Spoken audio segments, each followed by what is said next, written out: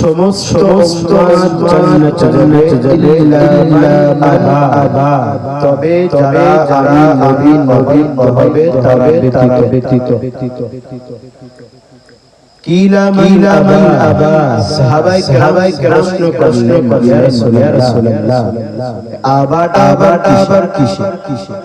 আল্লাহ রাসূল বলেন আলামানি দাখিলাল জান্নাহ, যারা আমি নবীকে অনুসরণ করবে তারা জান্নাতি, ওয়া মান আসানি ফাকাদ আল্লাহ, যারা আমি নবীকে অনুসরণ না করে তারা জাহান্নামী। যারা অনুসরণ করে না তারা দুই দল, একটা দল হলো বিদ্রোহী, একটা হলো দরদি।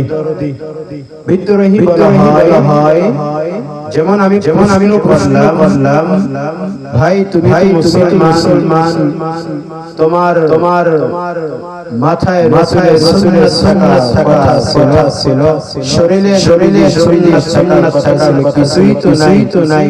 সে আমাকে বলতেছে হুজুর টুপি না পরলে কি নামাজ হবে না? পাঞ্জাবি না নামাজ হবে না। এরা হলো বিদ্রোহী। আরেকটা থেকে আমি প্রশ্ন করলাম ভাই একই প্রশ্ন করলাম, শ্যামাকে উত্তর বলছে ভাই দোয়া করা উচিত কিন্তু পারি না। আল্লাহ তাআলা যেন তৌফিক দেন। তো আল্লাহ রাসূল সাল্লাল্লাহু আলাইহি ওয়াসাল্লাম বলেন এরকমের মানুষ যারা দরদি, এরকমের মানুষ হেদায়েত পাবে। আর যারা বিদ্রোহী, এই সমস্ত মানুষ এরা হেদায়েত পাবে না। আল্লাহ বলেন ওয়াল আসর, সময়ের কসম ইন্নাল ইনসানা লাফি খুসর। আল্লাহ কোরআন বলছে সব মানুষ ইল্লাল্লাযীনা আমানু, তবে যারা ঈমান ব্যতীত। আল্লাহ বলে সব ক্ষতির ইল্লাল্লাযীনা আমানু, তবে যারা ঈমান আনবে তারা ব্যতীত।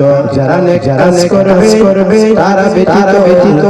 যারা দ্বীনের দাওয়াত দিবে, এই দ্বীনের দাওয়াত দিবে, বাধা হবে, বাধার ধৈর্য ধারণ করবে, এরা ব্যতীত সব মানুষ ক্ষতির মধ্যে।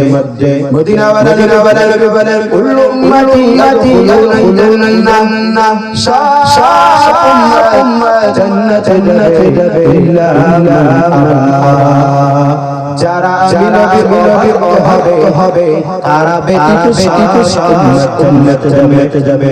সাহাবায়ে কেরাম রাদিয়াল্লাহু আনহুম বলেন কিলা মান হে আল্লাহর রাসূল আবাটা কি রাসূলুল্লাহ সাল্লাল্লাহু আলাইহি ওয়াসাল্লাম ডাইরেক্ট উত্তর না দিয়ে একটু ঘোরায় বলল قال من دخل الجنة, যারা আমি নবীর অনুসরণ করবে তারা